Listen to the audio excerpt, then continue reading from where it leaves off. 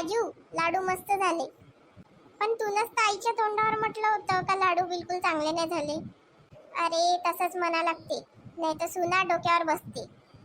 काही बोलते तू आजी. तुझ्या बायकोचेही जास्त लाड नको करू, नाही तर मग तेही हातातून सुटून जाईल.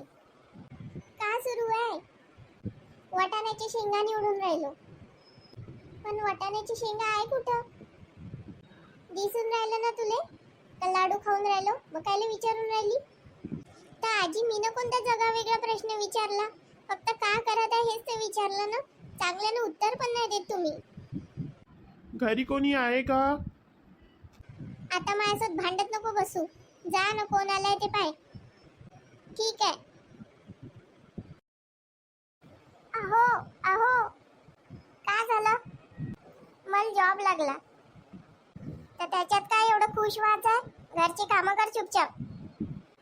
हो ना, बाई माणसानं आपलं घर सांभाळावं. पण मला नोकरी करायची आहे. मी नोकरी करतो ना, त्याच्यात होते आपलं. दे तो कागद इकडे दे.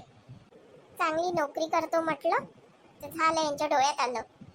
अरे आजी, हे नोकरी करणार आहे तिला 2 लाख रुपये पेमेंट आहे. 2 लाख रुपये? सुनबाई थांब. काय झालं आजी? मला सांग, तुले दर महिन्याला जो पगार येईल, मला साड्या घ्यायला थोडेसे पैसे देशील त्याच्यातून? म्हणजे अवा तू आता नोकरी करणार आहे ना, म्हणून म्हटलं.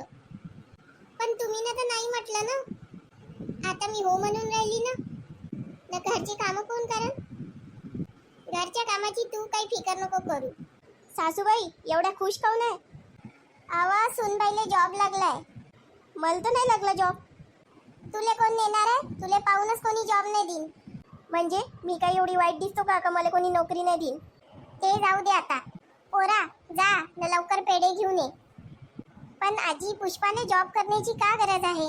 न घरची कामं कोण करन? गरज आहे न घरची कामं तू कर न तू आई करन. तसंही तुझ्या आईचं खूप वजन वाढून गेलं आहे. सुनबाई जा, तू कामावर जा.